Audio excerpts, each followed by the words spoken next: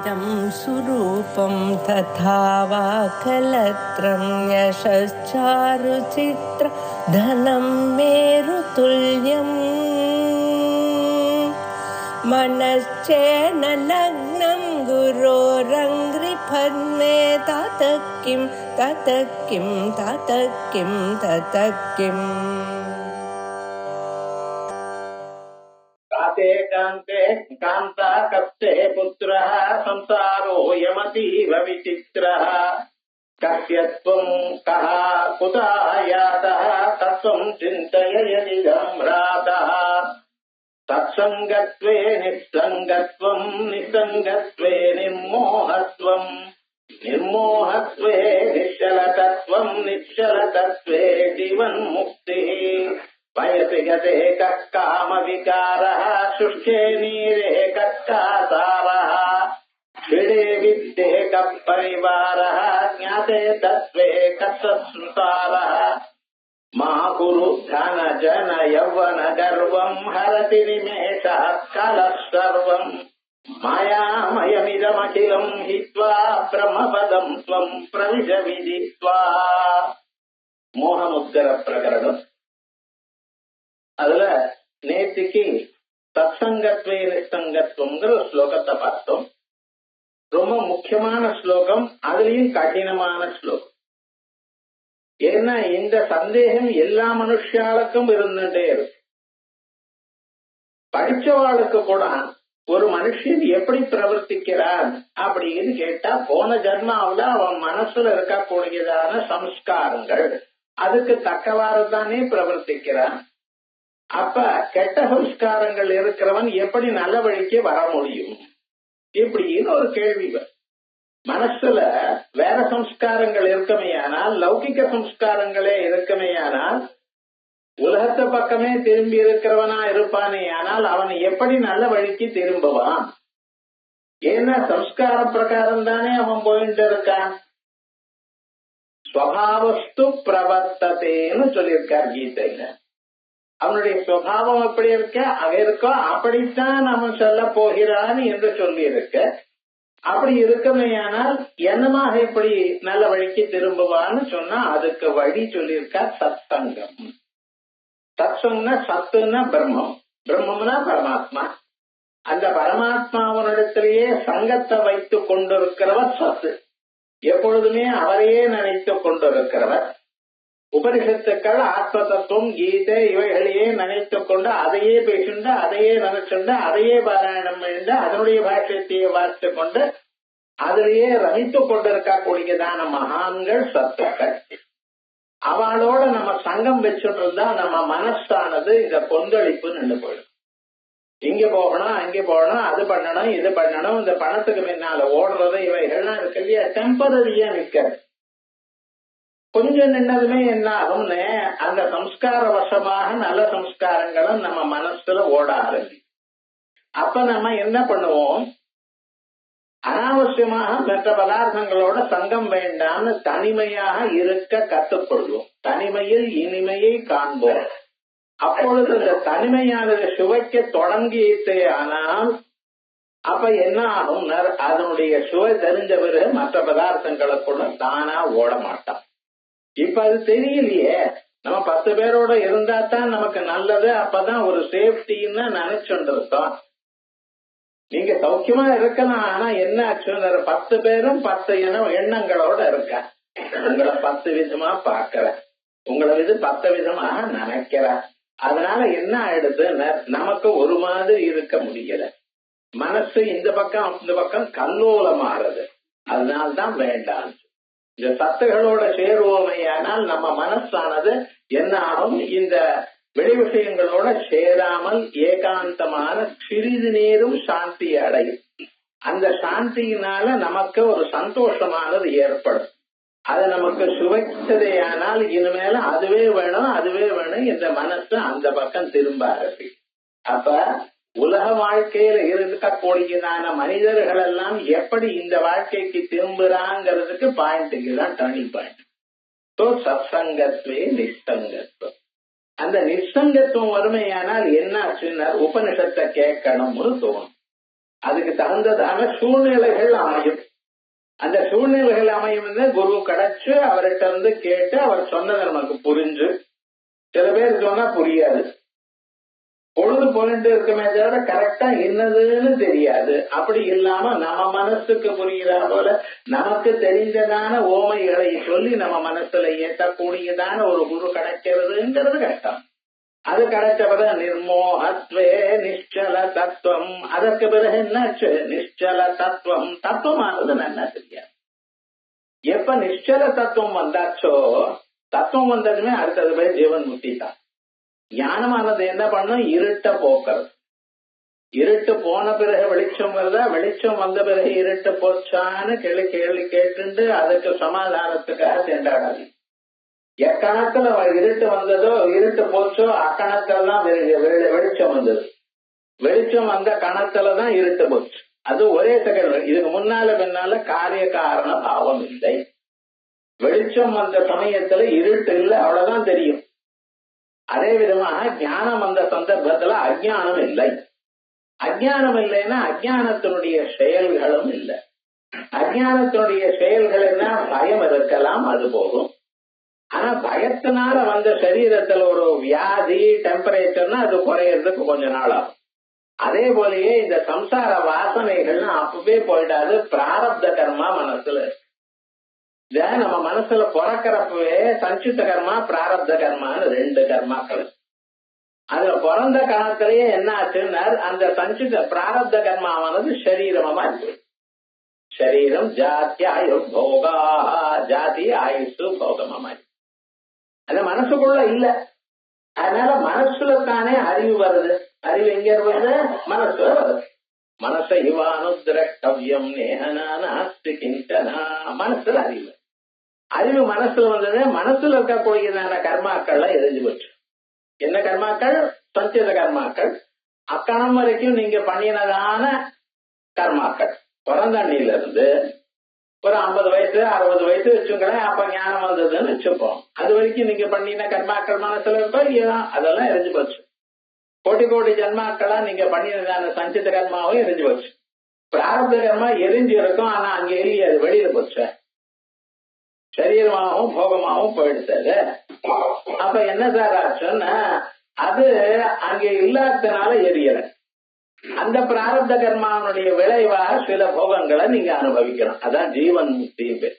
உயிரோட இருக்க, உண்மையை அறிஞ்சிருக்க, தத்துவம் புரிஞ்சிருக்க, உலகம் எல்லாம் பொய்னு தெரியறது, உலகத்துல இருக்கக்கூடியதான விஷயங்கள் உங்களுடைய மனசை கவரல, இவைகள் வேண்டாம்னு தெரியறது, இருந்தாலும் தெரிஞ்சுட்டே இருக்கு. நீங்க அதை ஆசைப்படாத போனாலும் அந்த பொருள் எதிர்க்க இருக்கு. இந்த நிலைக்கு என்ன பேரு? ஜீவன் முக்தி. அவன் இனிமேல இதுல மோகிக்கல, இதுல ஆனந்தத்தை அடையல. இங்க இருந்த போதிலும் அவன் மனசுல ஆத்மா தான் இருக்கு. ஆத்மானந்தத்தை தான் அனுபவித்துக் கொண்டிருக்கான். இவைகள்லாம் அவனை ஒன்னும் இழுக்கல, ஒன்னும் பண்ண முடியல. வீட்டுல இருந்தாலும் காட்டுல இருந்தாலும், ஆணா இருந்தாலும் பெண்ணா இருந்தாலும், பணக்காரனா இருந்தாலும் ஏழையா இருந்தாலும், எத்தனை சந்தர்ப்பங்கள் இருந்தாலும் அவனை அந்த மனசுல இருந்து இறக்கி கொடுக்க முடியல. ஆனாலும் அவன் ஆனந்தமாகவே இருந்துருக்கான். ஆகையால் அவனுக்கு என்ன பேரு? ஜீவன் முக்தி. அந்த சரீரம் கீழ் விழுந்துருச்சுன்னு வச்சுங்களேன், இனிமேல இவைகள்லாம் பார்க்காது, இவைகள் அவனை ஒண்ணும் பண்ண முடியாது. ஆகையால் அவன் விஜய முக்தி அடைஞ்சான். தேகம்ன சரீரம், விஜயம்ன சரீரம் இல்லாதான் நிலை, சரீரம் இல்லாதான் நிலையை அடைந்தான். சோ அந்த நிலைக்கு முன்னால் என்ன? ஜீவன் உயிரோட இருக்கும் பொழுது, சம்சாரத்துக்குள்ள இருக்கும் பொழுது, சம்சாரத்துல சம்பந்தப்படாமல் இருக்கான். கங்கை ஜலம் இப்பெல்லாம் இந்த பிளாஸ்டிக் பாக்கெட்ல வந்து இருப்பது, அத கொண்டு வந்து உங்க அதுல இந்த தவளையில போட்டா அந்த ஜலத்தோட சேருமா? தவளையில ஜலம் இருக்கு, இங்க கங்கை ஜலம் பாக்கெட் அதுல போட்டாலும் தவளை ஜலத்துல ஒட்டுறதா? ஒட்டலையா? அதே மாதிரி ஜலத்துக்குள்ள இருந்தாலும் அந்த ஜலம் இந்த ஜலத்தோட எப்படி சம்பந்தப்படலையோ, உலகத்துல இருந்தாலும் அவர் அந்த உலகத்தோட இருக்கக்கூடியதான சுகதுக்கங்களோட சம்பந்தப்படாமல் தனியாக இருக்க. அங்கேதான் இருக்க, அவன் நடுவுல தான் இருக்க, ஆனா சம்பந்தப்படாமல் இருக்க. அதான் ஜீவன். தற்சங்கத்வே நிஸ்தங்கத்துவம், நிஸ்தங்கத்வே நிர்மோகத்துவம், நிர்மோகத்வே நிశ్చల தத்துவம், நிశ్చல தத்துவே ஜீவன். இத பார்த்து அதுக்கப்புறம் இந்த ஜீவன் முக்தின்னு நான் வந்து சொன்னேனே, அது ஞாதே தத்துவே கம்சாரா, தத்துவமானது தெரிஞ்ச பிறகு இனிமேல சம்சாரமே எதுவுமே. சம்சாரம்னா என்ன அர்த்தம்?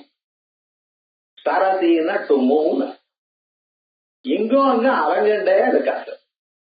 ஞாயிற்றுக்கிழமை லீவு தானே உங்களுக்கு, வீட்டுக்குள்ளேயே இருந்தாரு. ஞாயிற்றுக்கிழமை கூட 10 தடவை வெளியில போயிட்டு வரணும். அன்னைக்குதான் இங்க போகணும், அங்க போகணும், அது வரணும், இது வரணும், அது வாங்கணும், இது வாங்கணும். வேலை இல்லையே ஞாயிற்றுக்கிழமை அன்னைக்குதான் நிறைய வேலை சார். வீடெல்லாம் சுத்தப்படுத்தணும், அது பண்ணணும், இது பண்ணணும், ஏதோ இவனால சும்மா இருக்க முடியல. மனுஷனால நைகச்சு க்ஷணமபி ஜாது திஷ்டத்தை அகர்மக்களுக்கு, ஒரு வேலையும் செய்யாமல் இவனால இருக்க முடியல. இவன் தான் செய்யல சார், மீதி பேரையும் சும்மா விடலானா விடுறது இல்லையே. அது பண்ணு இது பண்ணுன்னு நைங்கிறானே. இவன் அவனை விரட்டுறது, அவன் இவனை விரட்டுறது, இங்க போங்கிறது அங்கே போறது, ஒரே சத்தம், ஒரே. இந்த ஆக்டிவிட்டின்னு ஒண்ணு இருக்கு பார்த்தல இந்த மனுஷனுக்கு. இந்த கர்மா, லௌகிக்க கர்மா, வைதிக கர்மா எல்லாமே தான். இங்க போறான், அங்கே போறான், அவளை பாக்குறான், ஒண்ணும் இல்லைன்னா போன்ல ஏதாவது பேசிட்டே இருக்கான். அவனுடைய மனசையும் கெடுக்கணும் பாருங்க. அவன் இங்கேயோ இருந்தானே, இப்படி நடந்தது, அப்படி நடந்தது, என்ன ஆச்சு என்ன ஆச்சு, ஏதோ ஒண்ணு சொல்லிட்டே. இதுக்குதான் சம்சாரம். சம்சாரம்னா என்ன? சர்ட் மூவ், இங்கேயும் அங்கேயும் மனசை அலைய வச்சுட்டேன். இந்த மனசை அலையிறது பார்த்தல, இதுதான் நிஜமான. அந்த சம்சாரம் எப்ப போயிடும்? ஞாதே தத்துவே கம்சாரா, தத்துவம் அறிந்த பிறகு இது மேல சம்சாரம் எது?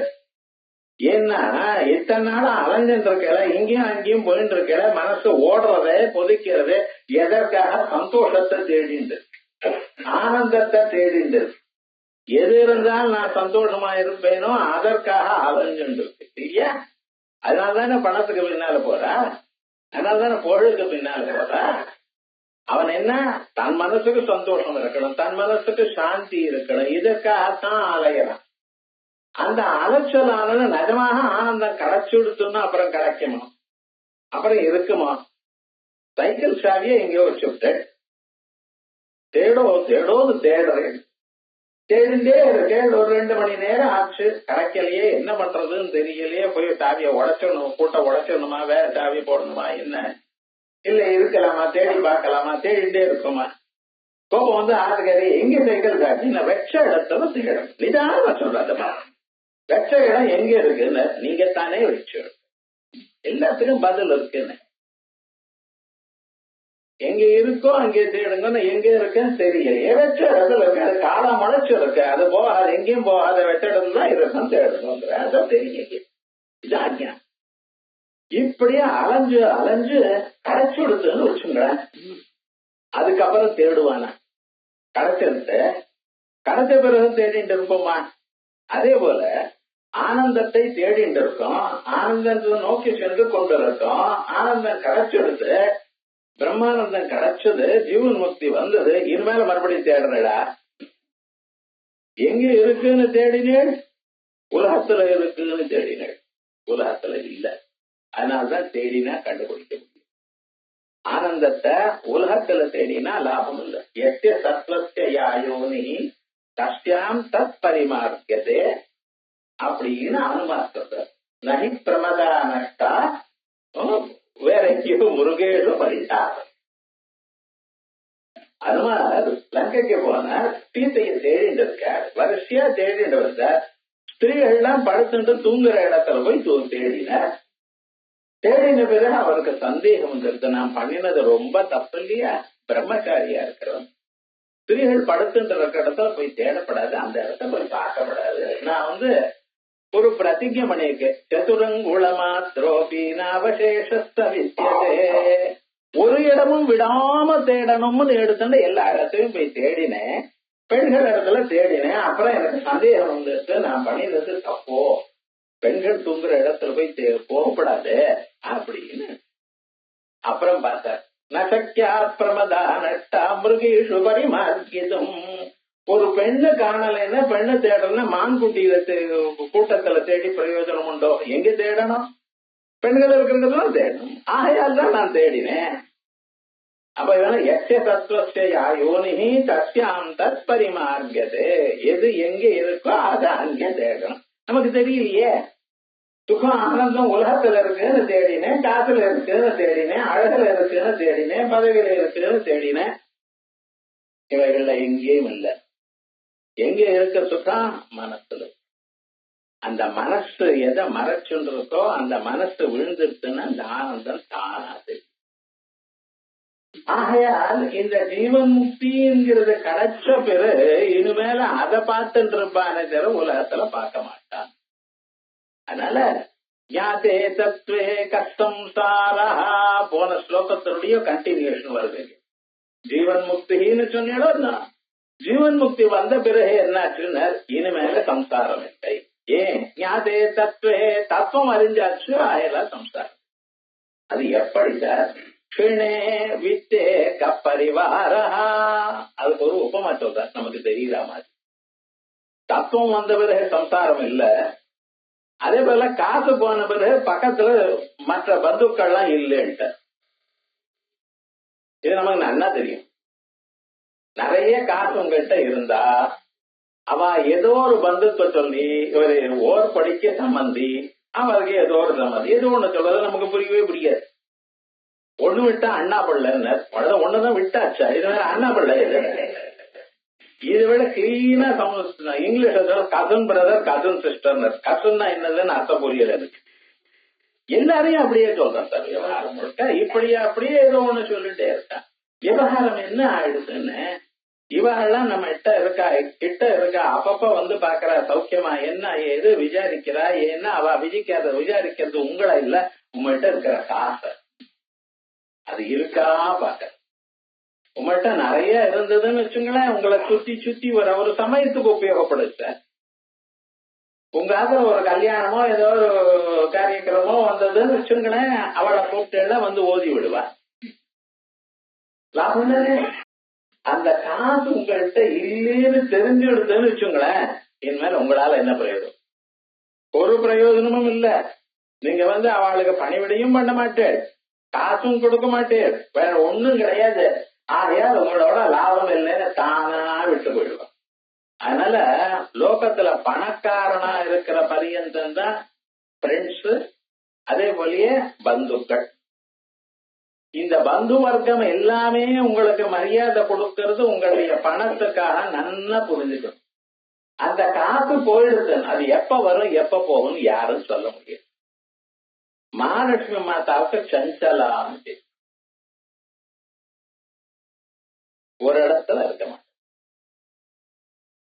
இருந்துட்டே இருப்பா, நினைச்சா போயிடுவேன். என்ன பண்றது? மகாவிஷ்ணுக்கு அப்படி ஒரு விவகாரம்.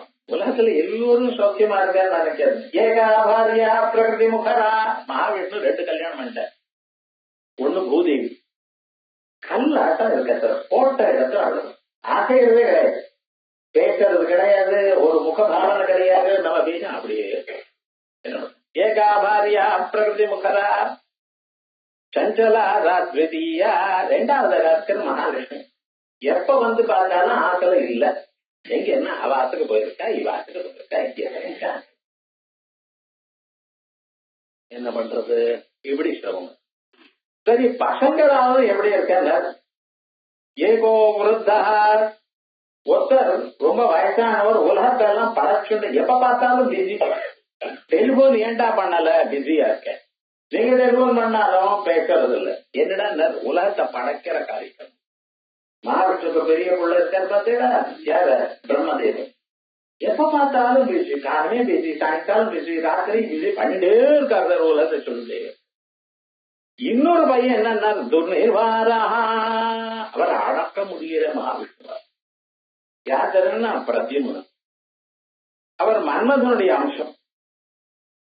அவர் யார பார்த்தாலும் எந்த பெண்ணை பார்த்தாலும் அவரை லவ் பண்றார். இப்படி விவகாரம் சுத்தி சுத்தி அவள் பிரகிருதி முகரா. என்ன அடுத்த தாரபூதோ முராரி, என்ன கட்டையா ஆயிட்டாராம். கடைசியில என்ன ஆச்சுன்னா பதரி கஷேத்திரத்தை போனா அத்தி மரத்தினால்தான் விக்கிரகம். ஏன் சுவாமி கட்டை ஆயிட்டல்? என் வாழ்க்கை எப்படி இருக்கு? அதனால உங்களுக்கு ஒருத்தருக்குத்தான் கஷ்டம் நினைக்காதீங்க. வாழ்க்கையில எல்லோருக்கும் கஷ்டம் தான் இருக்கு. ஆனா எங்க இருக்க விவகாரம் அப்படின்னு நீங்க பார்த்தீங்கன்னா, காசு இருக்க தொட்டு உங்களை மரியாதை பண்ற, காசு இருக்க தொட்டு ஜனங்கள் உங்களை சுத்தி சுத்தி வர, அந்த காசு உங்க இடத்துல போயிடுதுன்னு வச்சுங்களேன், உங்க பக்கத்திலே திரும்பி பார்க்க மாட்டான். நீங்களா போய் என்ன சார் சௌக்கியமா இருக்கேன்னா இருக்கேன் அப்படின்னு போயிடுவோம். அவ்வளவுதான். பேசக்கூட மாட்டான், குட் மார்னிங் சொல்ல மாட்டான். சார் என்ன பண்றது, போனே வராது அவத்துல. நீங்க போன் பண்ணாலும் டெம்பரலி டிஸ்கனெக்டட். டிஸ்கனெக்டட் போச்சோன்னா அது டெம்பரலி டிஸ்கனெக்ட். நாளைக்கு கணக்கு கொடுக்க போறீங்களா? என்னமோ பண்ணிட்டு இருக்க ஜனங்கள் முழுக்க. போய் விவகாரம் என்ன, விவகாரம் என்ன, உங்கள்கிட்ட காசு வித்து கப்பரிவார, காசு இல்லைன்னா பரிவாரம் இல்லை. அதே மாதிரி அஜானம் இல்லைன்னா சம்சாரம் இல்லை. எப்படி காசு இல்லைன்னா பரிவாரம் இல்லையோ, அதே விதமாக அஜானம் உங்கள்கிட்ட இல்லைன்னா சம்சாரம் இல்லை. அஜானம் இருந்தா தான் சம்சாரம். அஜானம் இருந்தாதான் ஆனந்தத்துக்காக தேடுவேன். ஞானம் வந்துருச்சுன்னா ஆனந்தம் வந்தாச்சு, இனிமேல ஏன் தேடுறேன்? க்ஷிணே வித்தே கப்பரிவாரா, இது ஒண்ணுதானே சார், வேற இல்லையா? பயசிகதே கக்காம விகாரா சுஷ்கே நீரே கக்கா சாரா. இதே மாதிரியே லோகத்தில் நிறைய இருக்கப்பா, நீ பாரு. வயசுகதே கக்காம விகாரா, மனுஷனுக்கு காம விகாரங்கள்லாம் எப்படின்னு உடம்புல திமிரு இருக்கிற பரியது. திமிருன்னு சொன்னா டாக்டர் கொலஸ்ட்ரால்ங்கிறான். எங்க சாஸ்திரங்கள்ல திமிருன்னா மனசுல அது வேணும் இது வேணுங்கிற எண்ணம். ஸ்திரீ விஷயமான ஆசையோ, ஸ்திரீகளுக்கு புருஷ விஷயமான ஆசையோ, காம விகாரம் எப்ப வரும்? வயசு இருந்தா. அந்த வயசு போயிடுதுன்னு வச்சுங்களேன், ஒரு 50 வயசு ஆயிடுதுன்னு வச்சுங்களேன், குறைஞ்சே வருது. அதுக்கப்புறம் ஒன்னும் இவனால பண்ண முடியல. அதனால வயசுகதே கக்காம விகாரா சுஷ்கே நீரே கக்கா சாரா. அதே போலயே ஏரி இருக்கு, குளம் இருக்கு, அவையில ஜலமே இல்ல ஒரு 2 வருஷம்னு வச்சுங்களேன், அப்ப அதுக்கு பேரு ஏரின்னு பேரு உண்டா? அங்க என்ன பண்ணிவிடுவான்னு, பிளாட் வித்து பெரிய பில்டிங் கட்டிவிடும். 70 அந்தஸ்து பில்டிங் கட்டிடும். அவ்வளவுதான் கிருஷ்ணாபுரம். இனிமேல ஜலம் வந்தா ஃபர்ஸ்ட் ஃபிளோர் வரைக்கும் வந்திருக்கு, செகண்ட் ஃபிளோர் வரைக்கும் சொல்லணுமே தவிர இனிமேல் ஏரி கிடையாது. ஒரு ஏரி இல்ல, 2 ஏரின்னா அது ஏதோ ஒரு இடத்துல இருக்கான், 2 ஏரி இருக்கான் விவகாரம் முழுக்க. என்னடா ஜலம் இருக்கிற பரியந்தம் தான் சார் அதுக்கு மரியாதை, அது கௌரவம். எப்ப ஜலம் இல்லையோ அப்ப அதுக்கு ஏரின்னு பேரா? இடம் தானே பேரு. ஜலம் இல்லைன்னா ஏரி இல்ல, வயசு இல்லைன்னா காமவிகாரம் இல்ல, காசு இல்லைன்னா பந்துக்கள் இல்ல, அஜானம் இல்லைன்னா சம்சாரம் இல்ல. ஆகையால் இதெல்லாம் தெரியறதோ இல்லையா? அப்ப அஜானத்தை போக்கடிக்கோ. அஜானத்தை எப்படி சார் போக்கடிக்கிறது? ஞானத்தை வரவழைச்சுங்கோ. ஞானம் வரவழைக்கிறது எப்படின்னு, அது நிச்சல தத்துவம் வரணும். இப்படி நிர்மோகத்தினால வரும். அது நிச்சங்கத்தினால, நிச்சங்கமானது சத்சங்கத்தினால வரும். கடைசியில் எங்கன்னா நல்லவரோட பழகத்தை வச்சுங்கோ. கடைசியில் இந்த ஸ்லோகம் எங்க போய் ஒட்டுறது? அந்த சத்சங்கத்தை நான் எப்படி, யார் சத்து யார் அசத்துன்னு எப்படி தெரிஞ்சுக்கிறது? பஜ கோவிந்தம் பஜ கோவிந்தம் கோவிந்தம் பஜ மூடமதே. கடைசியில் இதெல்லாம் சின்ன வயசுலயே பண்ண. வயசானவரை என்ன சங்கம் உங்களுக்கு இருக்கு? யாரும் உங்களோட சேர மாட்டா. என்ன மாத்த போய் வாங்கிட்டு வா, அது போய் வாங்கிட்டு வா, நீங்க கேட்பா. அதுக்காக வயசானவர்கிட்ட யாரும் போறதில்லை. வயசாயிருச்சுன்னா உங்க பேரன் பேத்தியே கிட்ட வரல, மீதி பேர் வர போறாளா? அதனால இது எப்ப பண்ணணும்னு சின்ன வயசுலயே ஆரம்பிக்கணும். அதனால சம்பிராப்தே சந்நிஹிதே காலே நஹி நஹி ரக்ஷதி துக்ரீங்கர பஜ கோவிந்தம் சொல்லி. இப்ப அடுத்த ஸ்லோகமாச்சு. வயசிகதே கக்காம விகார சுஷ்கே நீரே கக்கார க்ஷிணே வித்தே கப்பரிவார ஞாதே தத்வே கம்சார. அச்சா, இது சாதாரணமா இருக்கக்கூடியதான நிலைய சொன்ன. ஆனா ஜனங்கள் வாழற காலத்துல அவ எப்படி இருக்கா, அவ எதை உண்மைன்னு நினைச்சுட்டு இருக்கா, அத பத்தி. மனுஷனுக்கு எவ்வளவு படிச்சாலும் சில விஷயத்துல அவனுக்கு அறிவே வரமாட்டேன். படிச்சிருக்கான், ஆனா அதை அவன் அமுல்படுத்த முடியலை. அந்த ஒரு துன்பத்தை சொல்றான்.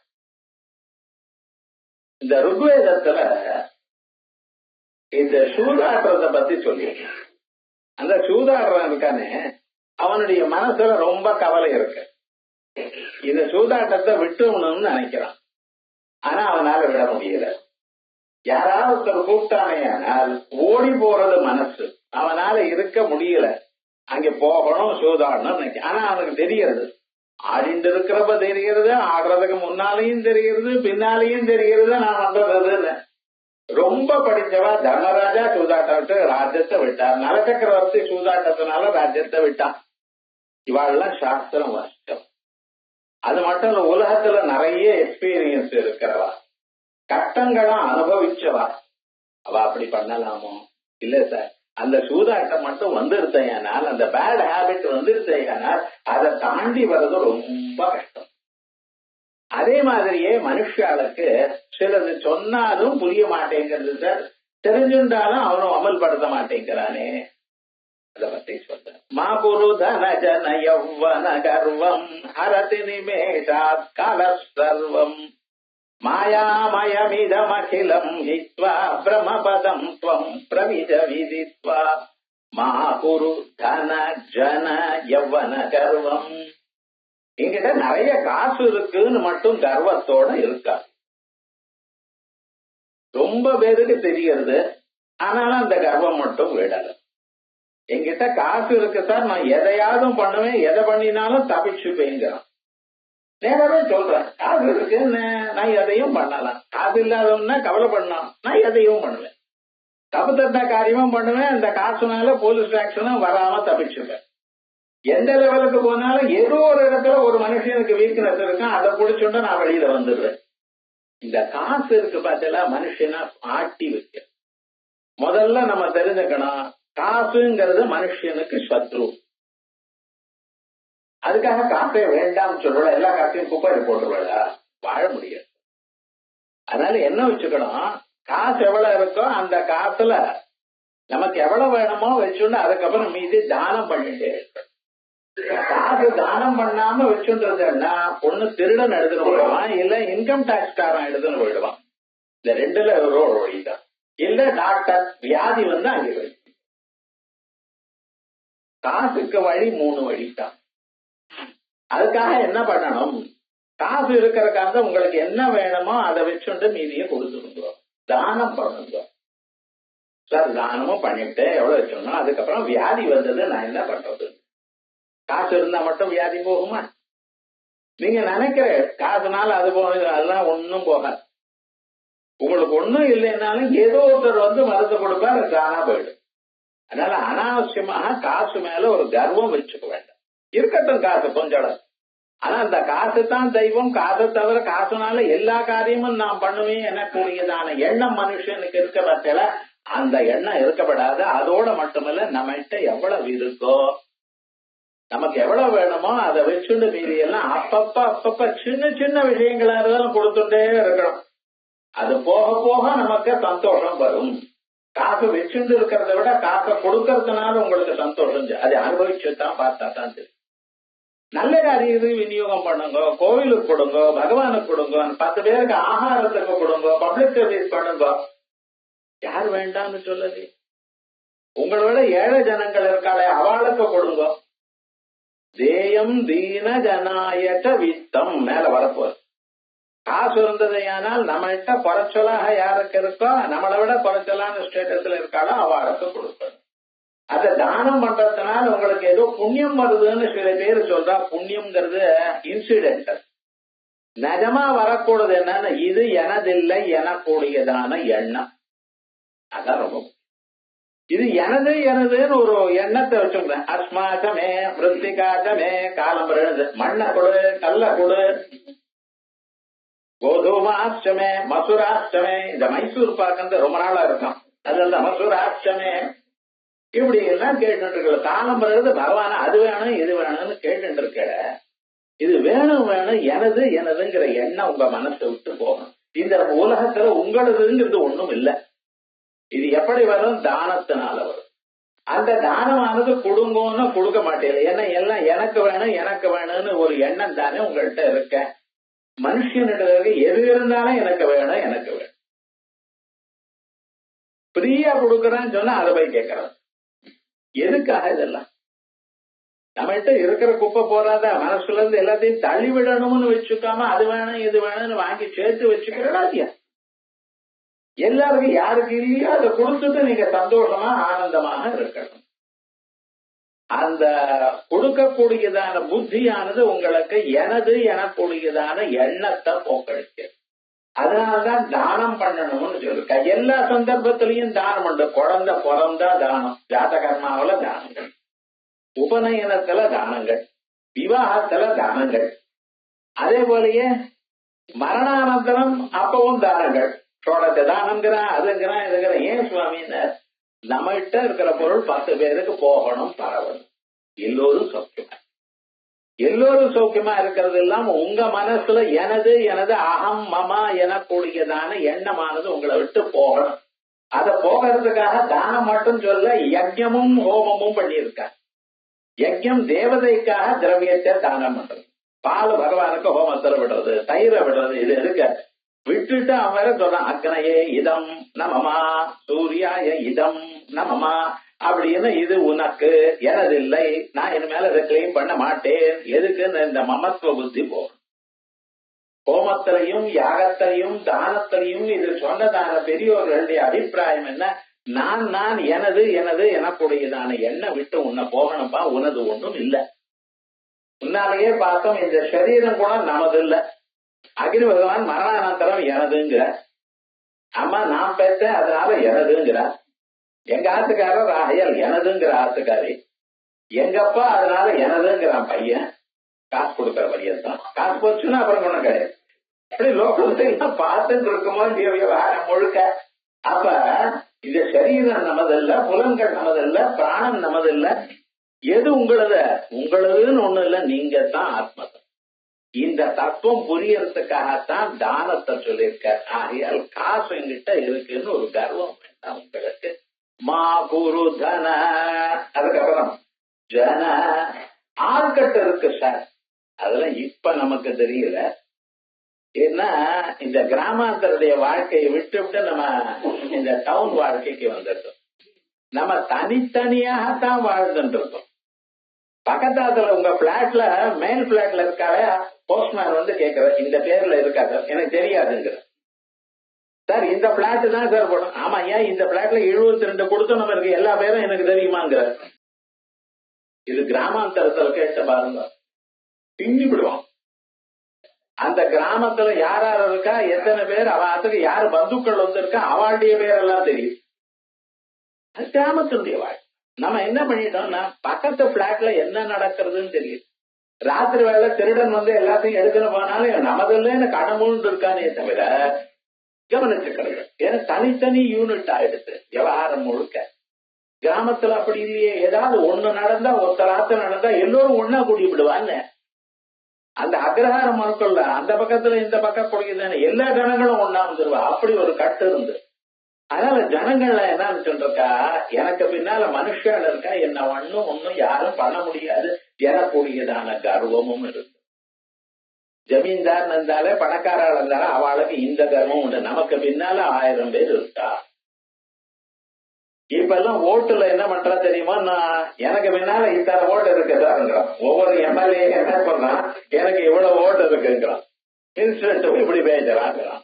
விவகாரம் எனக்கு பின்னால ஆள் இருக்காங்க சார். இந்த ஆள் அந்த பக்கம் போறதுக்கு எவ்வளவு நேரம் ஆகும் தெரியாது. எல்லாம் உங்ககிட்ட எதுக்காக இருக்கா தெரியுமா, நான் வித்தே கக்கா தாரா, உங்ககிட்ட காசு இருக்கு. உங்களை அண்டி இருந்தா காசு வரும், புகழ் வரும், வேற ஏதாவது பதவி வருங்கிற உங்களோட சேர்ந்து இருக்கானே தவிர, உங்களுக்கு பதவி போச்சுன்னா அடுத்த நாள் இந்த ஜனங்கள்ல எங்க போகணுமோ அங்கே போயிட்டாங்க. அதனால ஜனங்களை பத்தி ஒரு விசேஷமா நினைக்காதுங்க. இத்தனை பேர் நம்ம பின்னால இருக்கான்னு கர்வம் வேண்டாமா. பொரு தன ஜன, இதை விட இன்னொன்னு யவ்வன கர்வம். உடம்புல சக்தி இருக்கு. யவ்வனமா இருக்கிற சந்தர்ப்பத்தில் எப்படின்னு உடம்புல சக்தி. எந்த காரியம் நீங்க ஹெல்ப் பண்ணலன்னா நானே பண்ணிப்பேன். என்ன நீங்க பண்றது? என் காரியம் என்னால பண்ண முடியாது, ஏதோ வந்து பண்றேங்கிறேன் பண்ணுங்க, அவ்வளவுதான். அதுவே தவிர நானே பண்ண முடியும், என்னால எல்லாம் பண்ண முடியும், நான் எதையும் சாதிப்பேன் அப்படின்னு அந்த உடம்புல திமிரு இருக்கு பார்த்தீங்களா. இது என்ன சுவாமின்னா அத பத்தி நினைக்காதீங்க, அதுவும் தப்பு. ஏன் ஏன் வேண்டாங்கிற ஹரஷினிமே கால சர்வம், இந்த காலம்னு ஒண்ணு இருக்கு பார்த்தீங்களா, டைம்னு, அது வெகு சீக்கிரமாக இவைகளை எல்லாத்தையும் அழிச்சு விடும். பணம் இருக்கு, பணம் ஒரு மனுஷனுக்கு வரதுன்னா எப்படி வருது, அது வரக்கூடிய வழி நமக்கு தெரியாது. பகவத் அனுகிரகம் இருந்தா தான் வரும், பகவத் சங்கல்பம் இருக்கணும், அப்பதான் வரும். அந்த பகவான் நினைச்சாரையானால் உங்களுக்கு பணம் எப்படி வேணும், கூரையை பிச்சுண்டு கொட்டும். எங்க இடத்துல கூரை இல்ல சார், சிமெண்ட் பில்டிங் ஜன்னல் வழியா விழும், அது என்ன கேட்காது. பகவான் நினைச்சா இந்த காரியமோ, தேங்காய் இருக்கு, தென்னை மரம் இருக்கு, கீழே ஜலத்தை விடுறதே கிடையாது தென்னை மரத்துக்கு, அது பாட்டுக்கு அது எங்க இருந்தோ எழுதுக்கிறது. ஆனா தீர்த்தம் எந்த அளவுக்கு போறது, அவ்வளவு ஹைட்டுக்கு போறது எப்படி சார் போச்சு. பணம் வர சங்கல்பம் இருந்தா, பகவத் அனுகிரகம் சங்கல்பம் இருக்குமே, ஆனால் தேங்காயில ஜலம் வரா போல அழகா அந்த அளவுக்கு வரும். நீங்க எங்க இருந்தாலும் உங்களை தேடி வரும். அதே போலயே காசு போக வேண்டிய நேரம் வந்தாச்சுன்னு பாருங்க. யானை சாப்பிட்டா வெளாம்பழம் மாதிரி. யானை என்ன பண்ணும், வெளாம்பழத்தை சாப்பிடுறது, அது உடைச்சு சாப்பிடாது. நாமெல்லாம் வேளாம்பழத்தை உடைச்சு அதுக்குள்ள இதெல்லாம் எடுத்து, அது பழமா இருந்ததுன்னா வெள்ளத்தை போட்டு சாப்பிடுறது, இல்லைன்னா பச்சடி பண்ணிட்டு சாப்பிடுறேன். யானை யார் அதுக்கெல்லாம் பச்சடி பண்ணி கொடுக்குறேன், வெளாம்பழம் கொடுத்தா அப்படியே அடுத்த நாள் என்ன அப்படியே வெளியில வரும். வெளியில வந்த பிறகு என்னடா உடைச்சு பார்த்தா உள்ள பால் பொண்ணு இருக்காது, எல்லாம் கிளீனா நீட்டா இருக்கும். எப்படி சார், அது யானை என்ன கேட்கணும், என்ன கேட்டாங்க, யானையினுடைய சொல்லும். காசு வரக்கூடியதான சந்தர்ப்பம் வறுமையானால், தென்னை மரத்துல தேங்காய்க்குள்ள ஜலமானது எப்படி இளநீருக்குள்ள ஜலம் வந்திருக்கோ அப்படி வரும். அதே போல காசு போகக்கூடியதான சூழ்நிலை வந்ததையானால் நமக்கு தெரியாமல் யானை சாப்பிட்ட உட்கொண்ட வெளாம்பழம் மாதிரி போயிடும். தெரியும், நாம என்னமோ நினைச்சுட்டு இருக்கோம். என்னைக்கோ ஏதோ 1,00,000 ரூபாய் கடன் வாங்கி வச்சிருந்தான், அது அப்படியே இருக்கு. அது இப்ப 1,00,000 தானே, நாளைக்கு கட்டிக்கலாம், இப்ப என்ன இன்னொரு தரம் கட்டிக்கலாம் அப்படின்னு விட்டா. ஒரு 40 வருஷம் ஆச்சு, நோட்டீஸ் வருது. என்னடா ஆச்சுன்னு, நீங்க ஒரே தரம் இப்ப 4 கோடி கட்டணும். எங்கேயாவது நான் கட்டவே இல்லை, வாங்கவே இல்லையே, இதோ பாரு கட்டுன்னு ரசத்தை கட்டணும். ஆமா கட்டணும், அது வட்டிக்கு வட்டி வட்டிக்கு வட்டி. இந்த தெரியாம இந்த கிரெடிட் கார்டுல கிரெடிட் வாங்குறான் பார்த்து, இது வாங்காம இருக்கிறதுக்கு க்ஷேமம். உங்கள்கிட்ட காசு இருக்கிற காலத்துல என்ன பண்ணிட்டு இருக்கோம், காசை கொடுத்து வாங்கினா அப்ப மனசுக்கு தெரியும், 4,000 ரூபாய் கொடுத்து இது வாங்கணுமா 100 தரம் சொல்லுவான். இப்பதான் 4,000 கண்ணுக்கு தெரியலையே, கார்டு தான் தெரியுது. ஒரு கிழி கிழிக்கிறான், அதான் ஒரு சத்தம் வருது, ஏதோ நான் டைப் பண்றேன், ஒரு கையெழுத்து போட்டு வந்துட்டான். இத கட்டலாம்னு நினைச்சான், அடுத்த மாசம் கட்ட முடியல, அதுக்கு அடுத்த மாசம் விட்டான். என்னடா ஆச்சுன்னு, அதுக்கப்புறம் அவன் எவ்வளவு இன்ட்ரெஸ்ட் போடுறான்னு தெரியுமோ, நான் 18% இன்ட்ரெஸ்ட் போடுறான். உங்களுக்கு நீங்க பேங்க்ல போட்டா 4% இன்ட்ரெஸ்ட் கொடுக்கல, சேவிங்ஸ் பேங்க்ல, அவன் பாட்டுக்கு பையனை நிர்தாட்சியமா கட்டுறான். அந்த மேனேஜர் ஏதோ உங்களுக்கு ரொம்ப வேண்டிய நாட்டு சார், அது கட்டிடுங்க சார், 18% இன்ட்ரெஸ்ட் சார், என்ன பண்றது, ஏன் குறையறதானே, குறைக்கிறது தானே, முடியாது. நமக்கு தெரியாமலேயே காசு போயிடும். அதனாலதான் ருணக்ஷேன விசேஷம் வச்சுக்கப்படாது, நெருப்பு சேஷம் அக்னி சேஷம் வச்சுக்கப்படாது மனுஷர்களுக்கு, இதெல்லாம் சத்ரு சேஷம் வச்சுக்கப்படாதுன்னு சொல்லலாம். இப்பதான் நம்ம கடன் வாங்குறது தானே நமக்கு ரொம்ப இஷ்டமா போயிடுது. அதனால என்ன ஆச்சுன்னு, இந்த காசு ஆனது எப்ப வரும் எப்ப போகும்னு யாராலையும் சொல்ல முடியாது. அதனால காசுல ஒரு தைரியம் வச்சு, காசு என்ன காப்பாற்றும் வச்சுக்காதீங்க, ஒரே சமயத்துல போயிடலாம். யாராவது ஒரு மொட்டக்கடை இன்கம் டாக்ஸ் டிபார்ட்மெண்ட்டுக்கு போட்டானே ஆனால் காசும் போயிடும், தூக்கமும் போயிடும். ஞாபகம், அவன் கேட்கறான் 30 வருஷத்துக்கு முன்னால இதை வாங்கினே ரசீது கேட்கிறான். நீங்க தங்கத்தை வாங்கினீங்களா 30 வருஷத்துக்கு முன்னால, அது ரசீது இதெல்லாம் வச்சுக்கிறேன். ஆனா இன்னைக்கு வாங்கினதே நான் ரசீது வாங்கலப்பா, அவன் ஏதோ எஸ்டிமேட் சீட்டை கிடைக்கும், அது போறோம். ரசீது போட்டோம்னா வேண்டாம் வேண்டாம், ஏன்னா டாக்ஸ் போகுமே. இப்படித்தானே மனுஷன் வாழறான். ஏண்டாப்பா நான் வாங்கினது ஒழுங்கா வரைக்கிட்டமே கிடையாது, ஒரே ஒரு ஸ்லிப் வச்சிருக்கான், அவனே அதான் என்கரேஜ் பண்றான், இவனும் வாங்குறான். விவகாரம் என்னடா, அவன் இன்கம் டேக்ஸ்காரன் இதெல்லாம் என்னென்ன வாங்கியிருக்கோ இதுக்கெல்லாம் எப்ப வாங்கினேன், எந்த தேதியில வாங்கினேன், எவ்வளவு வாங்கினேன், காசு ஏது, 30 வருஷத்துக்கு முன்னால உங்களுக்கு இந்த காசு எப்படி வாங்கினேன்னு உங்களுக்கு தெரியுமோ? அவனுக்கே தெரியாது சார். இன்கம் டேக்ஸ்காரன் வாங்கினா அவன் ஆத்துல போய் கேட்டாலே அவனுக்கு சொல்ல தெரியாது விவகாரம் முழுங்க. யார் மனுஷன் தானே. அதனால ஞாபகம் வச்சுங்க, என்கிட்ட காசு இருக்கு எனக்கூடியதான கர்வமானது உங்களை எப்பொழுதும் காப்பாத்தாது. மா குரு தன. அதே போல ஜன, முன்னாடியே சொல்லிவிட்டேன், உங்கள்கிட்ட பதவி இல்லைன்னா, உங்கள்கிட்ட காசு இல்லைன்னா யாரும் ஜனங்கள் உங்களை மதிக்க மாட்டா. உங்க பக்கத்துல இருக்கா போல இருப்பா தவிர இன்னொருத்தர போயிடுவா. மா குரு தன ஜன யவ்வன கர்வம். யவ்வனம் சரீரத்துல சக்தி இருக்குங்கிற சக்தி இருக்கு சார், நிஜமாவே சக்தி இருக்கு. எல்லா காரியமும் பண்ணலாம், நீங்க வீட்டு காரியம் பண்ணலாம், 4 பேருக்கு உதவலாம். சில பேர் பார்த்தேன்னா நிறைய காரியங்கள் பண்றா, பெரிய பெரிய காரியங்கள் எல்லாம் பண்றா. 1000 பேர் வந்தாங்கன்னா அவர் பக்கத்துல 10 பேரை வச்சுண்டு அத்தனை பேருக்கு சமைச்சு போடுறா. பாத்தீங்களா, ஒரு விவாகத்துல சமைக்கிறா பாருங்க, எத்தனை விஷயத்த கவனிச்சு இலையில இருந்து ஆரம்பிச்சு டெய்ல இருந்து ஒவ்வொரு பொருளும் வாச்சு. திடீர்னு பாதி ஆயிடுத்தேன்னா அதுக்கு சப்ஸ்டியூட் ஒண்ணு போட்டு என்ன பண்ற அந்த ஹோட்டல் மேனேஜ்மெண்ட்ங்கிறாங்க. இன்னைக்கு ஏதோ சொல்றான் டைம் மேனேஜ்மெண்ட் தவிர எல்லா மேனேஜ்மெண்ட்டும் நல்லா நடக்கிறது. சில பேருக்கு வாங்கோன்னு சாப்பிடுறாங்க. அங்க அரிசி இன்னும் கொதிக்கல, அன்னம் ஆகல, வாங்கணும் உட்காரலாங்கிறோம், எல்லாம் பரிமாறுறான். அதுக்குள்ள 1/2 மணி நேரம் ஆச்சு, கதை ஏதோ பேசுறா. ஆனா உங்களை பார்த்தேன்னா அங்கே பார்த்தானே இங்கே பார்த்தேன்னா கரெக்டா அரிசி கொண்டு வந்து போட்டான். அது உங்களால முடியுமோ? ஜனங்கள் இருக்கா, பண்றதுக்கு ஜனங்கள் இருக்கா. ஆனா இந்த உடம்புல இருக்கக்கூடியதான சக்தியோ அதோட இந்த மனசுல இருக்கக்கூடியதான சக்தியோ அது என்ன ஆகும்னு அது ஒரு க்ஷணத்துல போயிடுச்சு.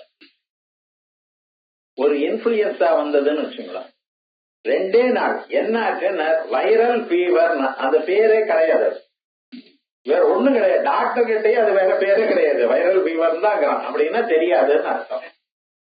சிக்கன் குனியான்னா, சிக்கனுக்கும் அதுக்கு என்ன சம்பந்தம் இருக்குன்னு தெரியல. அது சின்ன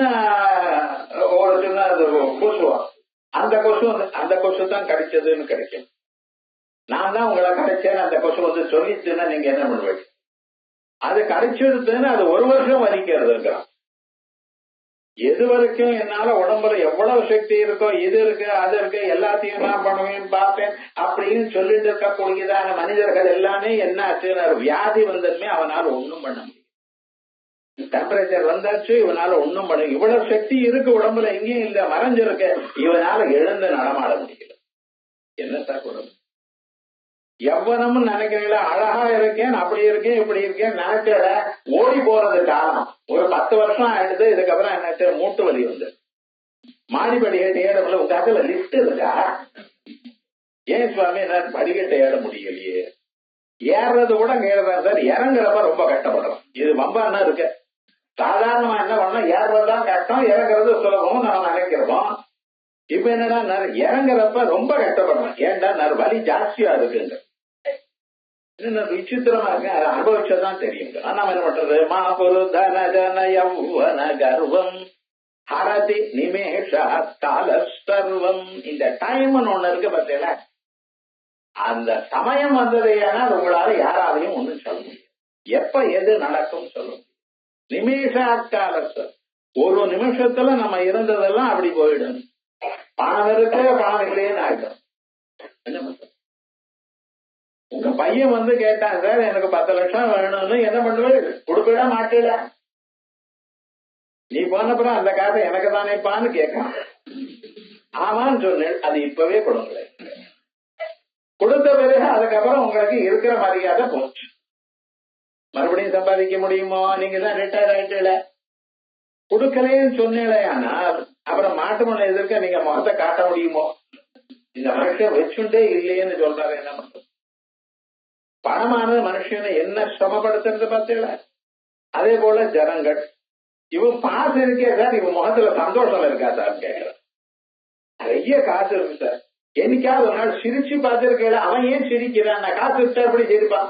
சிரிச்சு உங்களோட பேசினா நீங்க காசை கேட்க போற, கொடுத்தேன்னு வச்சுங்களேன் திரும்பி வரவே வராது. என்ன பண்றது?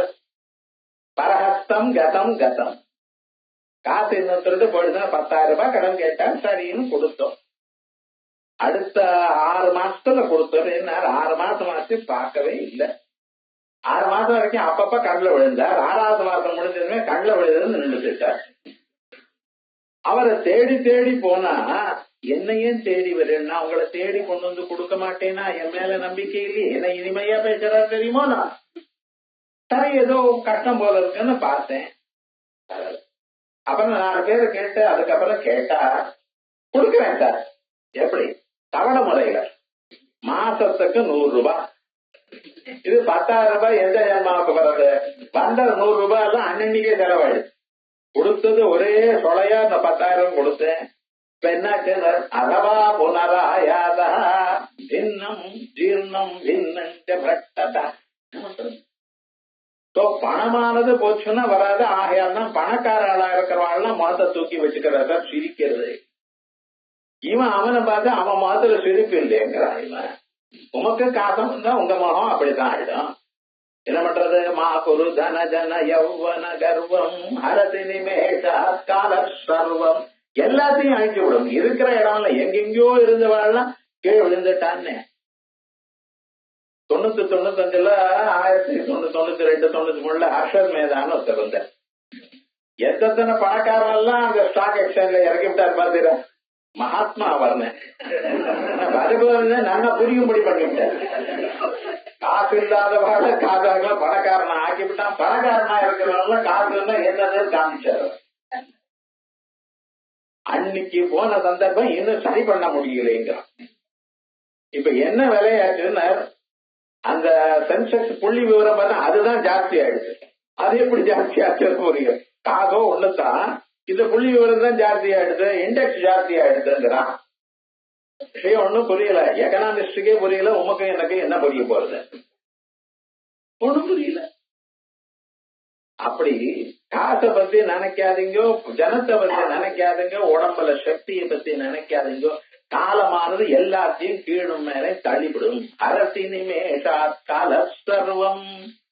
என்ன இது? மாயாமயமிதம் அகிலம் ஹித்வா. இதெல்லாம் ஒரு மாயப்பா. மாயன்னு என்ன சொன்னார்? யாமா சா மாயா. எது நகமா இல்லையோ அதான் மாயன்னு. அது புரிந்து கொள்ள முடியாது உங்களால. எப்படி இது ஆச்சு யாருக்கு தெரியும்?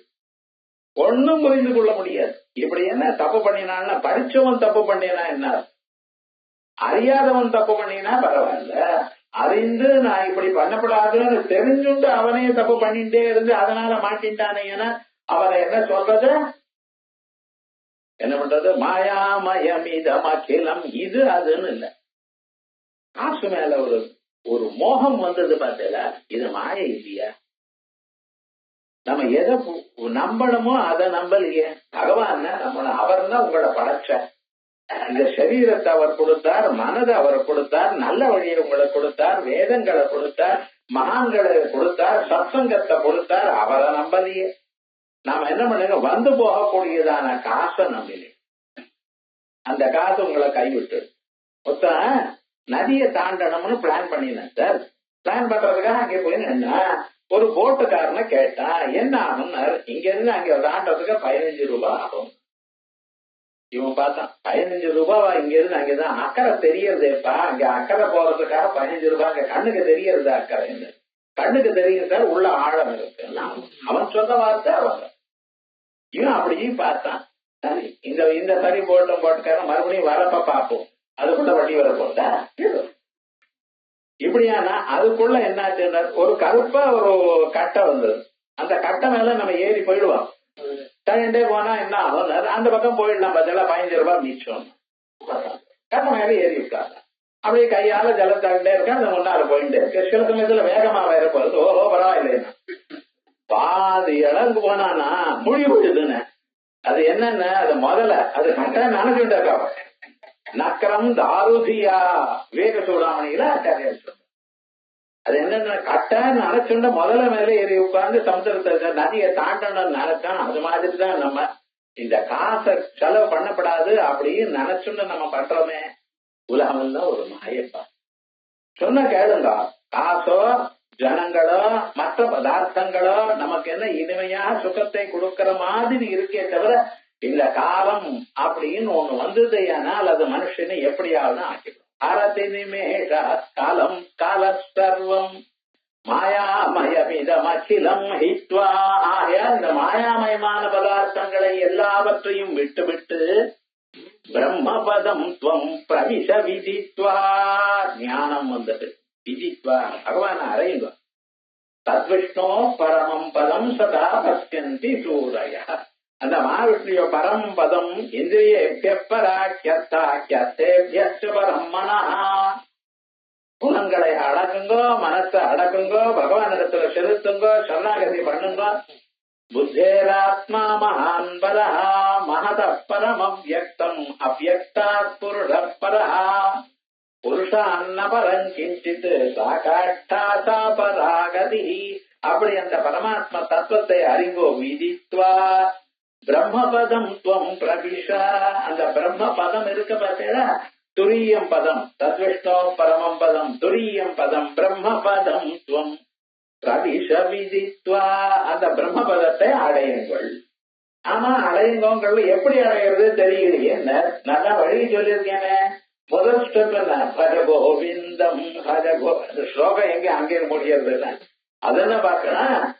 பஜ கோவிந்தம் பஜ கோவிந்தம் கோவிந்தம் பஜ மூடமதே சம்பிராப்தே சந்நிஹிதே காலே நகி நகி ரக்ஷதி டுப்ரீங்கரண. இதுக்கு முன்னால பார்த்து ஆமா சம்பிராப்தே சந்நிஹிதே காலேன்னு சொல்றீங்களே. காலம்னா என்னது? டைம்னா என்ன?